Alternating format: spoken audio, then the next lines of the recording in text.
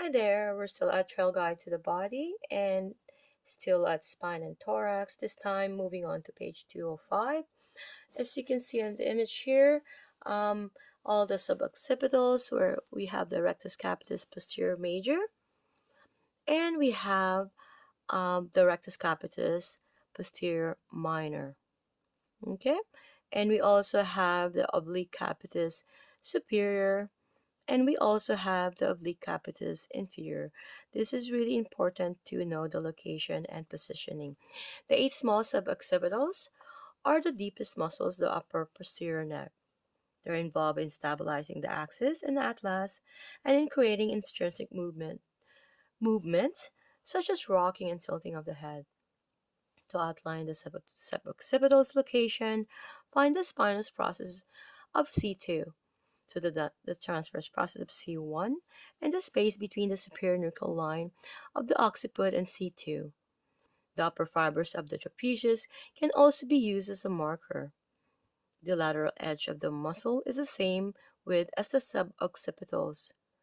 The density of the suboccipital bellies, my apologies, can be felt, but accessing a specific muscle bellies may be challenging.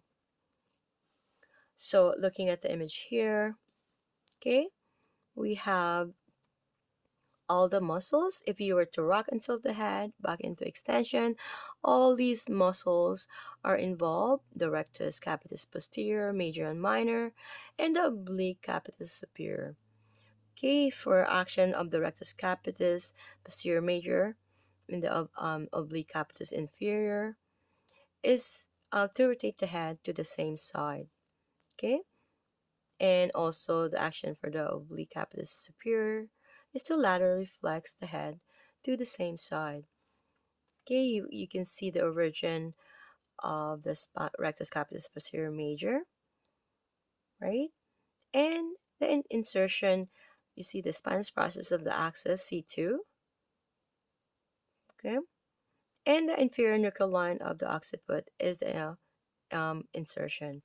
Nerve innervation is suboccipital, and this is the posterior view with the origins and red as an insertion. The origins is in black. Okay,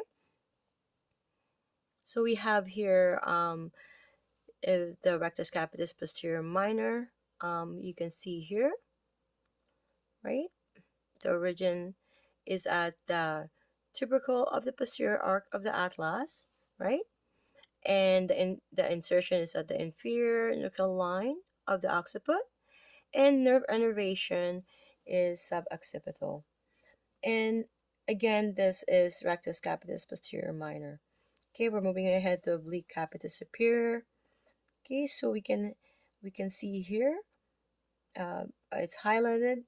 So the origin is on the transverse process of the atlas. C1, see, that's the transverse process. This is the spinous process.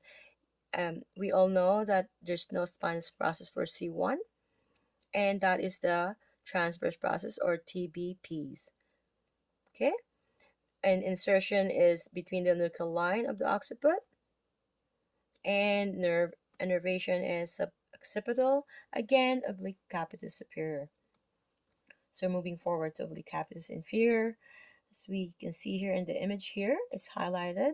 Okay, so the origin is on the spinous processes of the axis, right? You see that, right?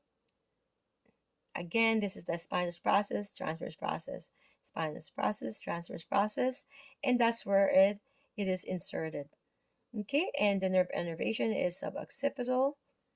Okay, so see you guys in the next video.